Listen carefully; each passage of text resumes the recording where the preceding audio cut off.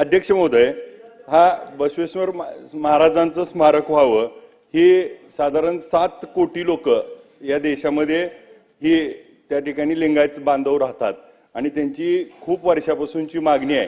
तत्कालीन आमदार कैलासवासी भारतनाना भालके साहेब, आमचे सहकारी मित्र आमदार समाधानदादा अवतडे साहेब हे सातत्यानं पाठपुरावा करतायत आणि तत्कालीन पालकमंत्री देखील इथं विजयसिंह देशमुख साहेब इथं उपस्थित आहेत, आमचे सन्माननीय सदस्य।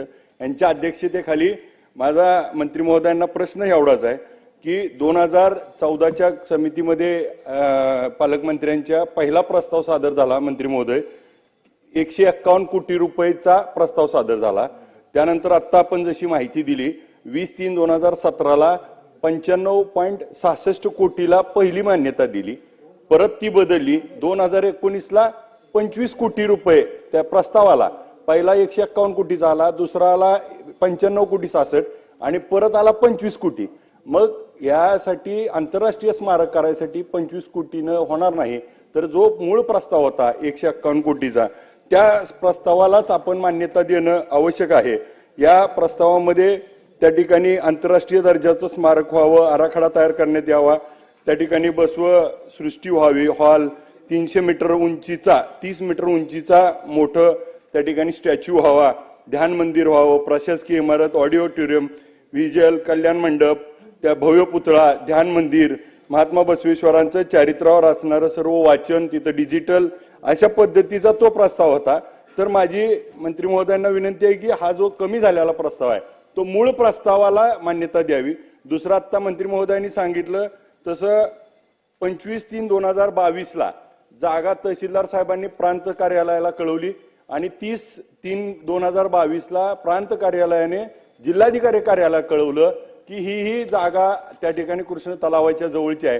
मग आता 2022 ते 2025 3 वर्ष जिल्हाधिकाऱ्यांच्याच कार्यालयात त्या ठिकाणी राहतोय आणि आमच्या सुदैवानं आपण दबंग मंत्री आणि आमचे पालकमंत्री असल्यामुळं आणि त्या ठिकाणी आपण स्वतः जर ह्याच्यामध्ये एक फोन केला तर हा प्रस्ताव लगेचच इथं अधिवेशन संपायच्या आत येईल आणि आपण सांगितलं तर लगे मंजुरी पण मिळेल।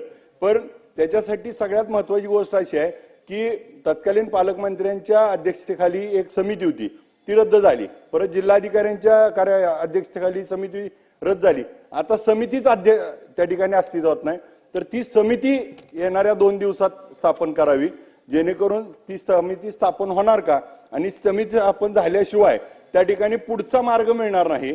तर माझा स्पेसिफिक प्रश्न आहे की समिती कधी स्थापन होणार? अध्यक्ष महोदय, मी याचं उत्तर अगोदरच दिलेलं आहे। मूळ प्रस्ताव जो होता तो 95.66 कोटीचा प्रस्ताव होता आणि तो प्रस्ताव उच्चाधिकार समितीकडे गेल्यानंतर ग्रामीण भागामध्ये स्मारक करण्याची मर्यादा 25 कोटीपर्यंतची आहे आणि त्या मर्यादेत आम्ही प्रस्ताव करू अशा पद्धतीची भूमिका घेतली आणि तसा प्रस्ताव उच्चाधिकार समितीकडे पुन्हा गेला, पण प्रस्ताव दुरुस्तीसाठी खाली आला, परंतु अजून जागेची निश्चिती नाही।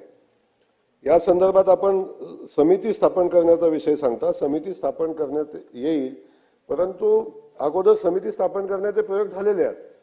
आता याच्यामध्ये स्मारक उभारणीचा विषय केंद्रबिंदू मानून जर लोकप्रतिनिधी आणि स्थानिक लोकांनी किंवा संबंधित लोकांनी जर विषय ठेवला तर ठीक आहे, पण समितीमध्ये वाद घालून हे स्मारकाचं काम आजपर्यंत रखडलेलं आहे। याच्या संदर्भात आपण सगळ्यांनीच त्याची थोडीशी जाणीव ठेवली पाहिजे, हे या निमित्ताने मी आपल्याला सांगेन। दुसरा विषय समिती स्थापन करायचा विषय, समिती स्थापन करणं 1-2 दिवसात सदस्य महोदय 1-2 दिवसात समिती स्थापन होणार नाही। समिती आपण स्थापन करण्यासंदर्भात निर्णय घेऊ, 1 महिन्याच्या आत आपण ही समिती स्थापन करू आणि जागा निश्चिती संदर्भात कलेक्टर महोदयांसोबत मी आपली लोकप्रतिनिधी आपल्याला घेऊन बैठक लावू आणि जागा निश्चितीचं